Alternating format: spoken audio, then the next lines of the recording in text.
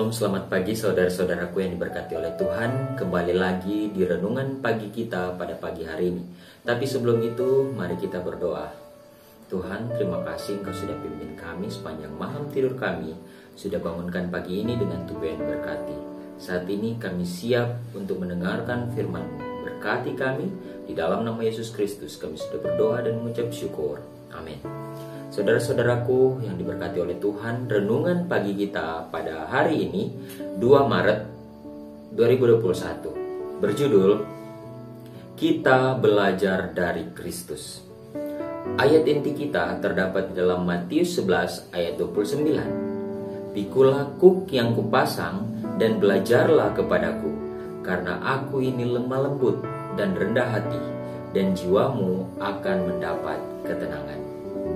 Saudara-saudara umat-umat Tuhan yang dikasihi oleh Tuhan, mari kita dengarkan keterangan renungan pagi kita.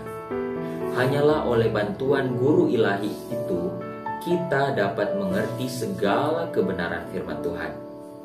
Di dalam sekolahnya kita akan belajar bagaimana menjadi lembut dan rendah hati. Ia menunjukkan kepada kita bagaimana mengetahui segala rahasia kesalehan.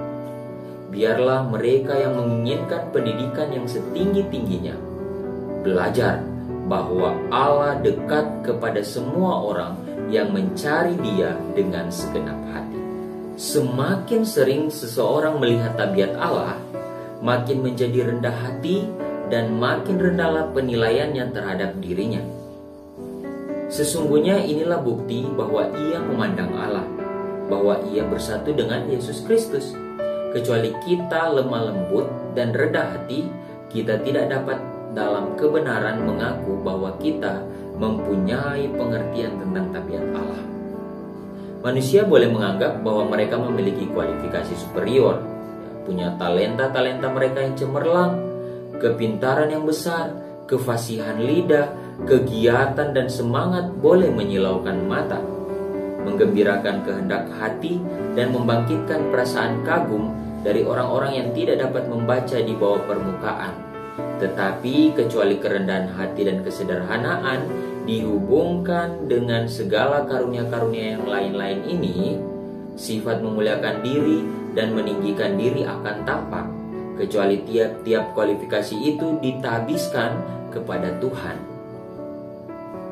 Kecuali orang-orang kepada siapa Tuhan telah mempercayakan karunia-karunia, berusaha mencari rahmat yang satu-satunya dapat menjadikan kualifikasi mereka itu berkenan kepada Allah. Mereka dipandang oleh Allah sebagai hamba yang tiada berguna. Korban sembelihan kepada Allah ialah jiwa yang hancur, hati yang patah dan remuk. Tidak akan kau pandang hina, ya Allah. Barang siapa yang hatinya hancur dan ditaklukkan, yang telah melihat kenyataan yang mulia dari tabiat Allah, tidak akan menunjukkan kepongahan.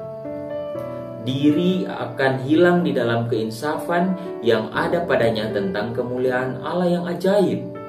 Dan keadaan mereka yang tiada berharga semata-mata, semua orang yang menghargai kehidupan yang bahagia dan suci berjalan bersama dengan Allah.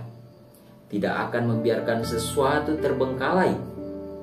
Kalau saja mereka boleh mendapat kilasan kemuliaannya. Di segala tempat dan di bawah segala keadaan, mereka akan berdoa kepada Allah agar mereka boleh dibiarkan melihat Dia. Mereka akan menyayangi roh yang lembut dan menyesal yang gemetar pada firman Allah. Saudara-saudaraku yang diberkati oleh Tuhan, firman Tuhan pada pagi hari ini mengingatkan kembali kepada kita bahwa kita harus terus belajar dari Kristus tentang apa? Kerendahan hatinya, kelemah lembutannya. Saudaraku yang diberkati oleh Tuhan, mari hidup rendah hati, hidup lemah lembut dengan sesama kita, keluarga kita, orang tua kita, kakak adik kita, anak-anak kita. Maka ketika Tuhan datang, Dia akan melihat bahwa inilah umat-umatku yang rendah hati, yang lemah lembut. Tuhan kiranya memberkati kita semua. Mari kita tunduk kepala, kita berdoa.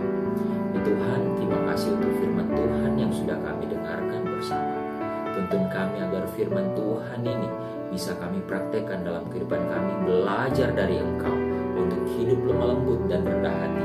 Bapa di surga, kami rindu ketika Tuhan datang kami semua dapat diselamatkan masuk dalam kerajaan surga. Bapa di surga, berkati kami sepanjang aktivitas kami hari ini. Berkati para pendengar yang telah mendengarkan firman. Di dalam nama Yesus Kristus kami sudah berdoa dan mengucap